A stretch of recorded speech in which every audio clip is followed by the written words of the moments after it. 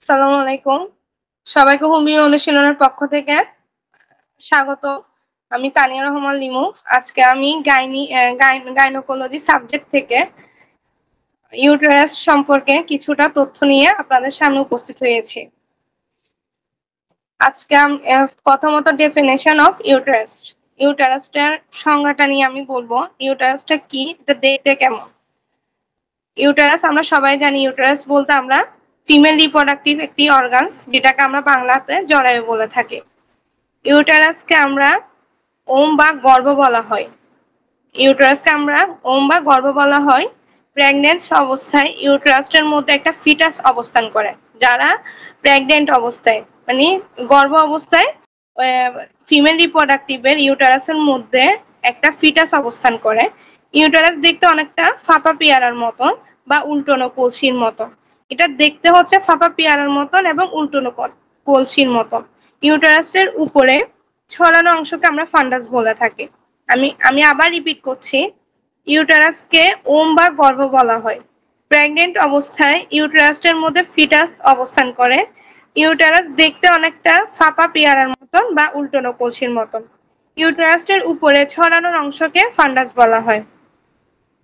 এরপরে গিয়ে আমরা ইউটেরাসটার মেজারমেন্টটা দেখব। এটার লং কতটুকু, ব্রড কত এবং থিকনেস কত। এটার মেজারমেন্টটা খুবই ইম্পর্টেন্স। ইউটেরাসের মেজারমেন্টটা আমরা সবার আগে দেখছি লংটা। লংটা আমরা দেখতে পাচ্ছি 3 সেন্টিমিটার, ব্রডটা হচ্ছে 2 সেন্টিমিটার, থিকনেস হচ্ছে 1 সেন্টিমিটার। এরপরে গিয়ে আমরা লোকেশনটা জানতে হবে, আমার ইউটেরাসটা কোথায় অবস্থান করতেছে, জরায়ুটা। এই জরায়ুটা কোথায় অবস্থান করতেছে, কোন বোনের উপরে এটা অবস্থান করতেছে। আমরা সকলে এখানে দেখছি যে ইউটেরাসটা ফিমেল পেলভিক ক্যাভিটিতে ইউরানি ব্লাডার, আমাদের ইউরানি ব্লাডারের পেছনে এবং রেকটামের সামনে, মানে হচ্ছে মূত্রনালীর পেছনে এবং রেকটামের সামনে, তার মানে হচ্ছে আমাদের পায়ুপথ, যেটাকে দিকে আমাদের স্টুল, যেখানে স্টুল সিক্রেশন হয়, রেকটামের সামনে অবস্থান করে। ইউটেরাস ফিমেল পেলভিক ক্যাভিটিতে ইউরানি ব্লাডারের পিছনে এবং রেকটামের সামনে অবস্থান করে। এরপরে গিয়ে আমরা ইউটেরাসের পার্ট সম্পর্কে জানবো, পার্ট অফ ইউটেরাস। ইউটেরাসটা আমরা সকলে জানি, ইউটেরাসের 3টা অংশ, একটা হচ্ছে ফান্ডাস, একটা বডি, একটা হচ্ছে সার্ভিক্স। জরায়ুতে আমরা 3টা অংশই খুঁজে পাই।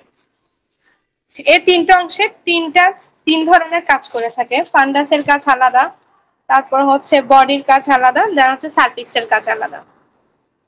এরপরে আমরা বলতে পারি ফান্ডাসটা কোথায় অবস্থান করে। Function of uterus. ইউটেরাসে আমরা 3টা ফাংশন পেয়ে থাকি।